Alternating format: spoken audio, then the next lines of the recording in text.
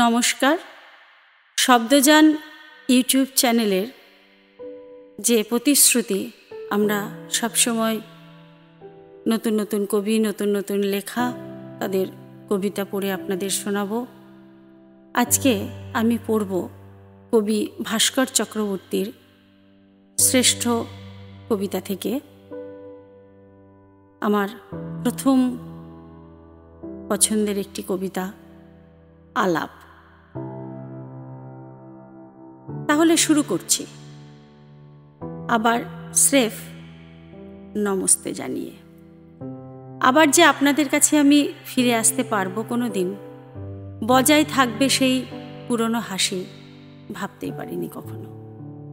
এতদিন আয়নার পেছন দিকে আমি খালি পায়ে চুপচাপ বসেছিলাম। আমার মাথার ভেতরে মেঘ জমেছিল। সারাদিন আমি শুনতে পেতাম বৃষ্টির শব্দ, দেখতে পেতাম হালকা সাদা মেঘ ভেসে চলেছে মাথার চারপাশ দিয়ে। চিঠি ফিঠির আমি আশা করতাম না কোনো দিন। তাছাড়া সত্যি কথা কি, পেতামও না চিঠিপত্র। খাবার দাবার বলতে আমার ছিল রাশি রাশি চুইংগাম। আমি সারাক্ষণ সেই সব চিবোতাম বসে বসে, আর ঘুমিয়ে পড়তাম তার উপর। এইসব অনেক পুরনো দিনের ঘটনা। নতুন ঘটনা বলতে আবার আমি খুঁজে পেয়েছি আমার হারিয়ে যাওয়া চোখের জল। লিখেছি যা লিখে না রাখলেই নয়।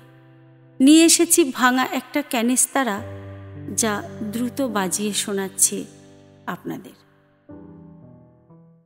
আমার দ্বিতীয় কবিতা, রাত্রিকালীন। যখন পাশের বাড়ির আলো নিভে যায় 3 তলায়, আমরা বুঝি গভীর হলো রাত। আর নক্ষত্রের পাশে স্তব্ধ সহস্র নক্ষত্র।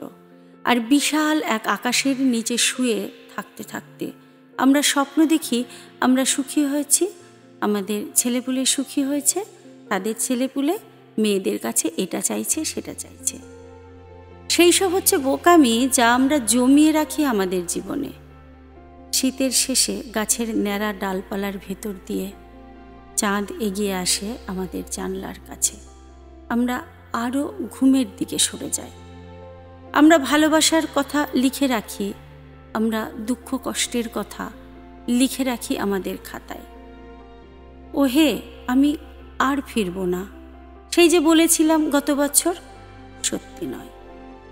আছে ঘামে ভেজা গেঞ্জি আর জামা, আর হাওয়ায় এই তো ঘুমিয়ে পড়ছি। এখন আবার ঘুমিয়ে পড়ছি।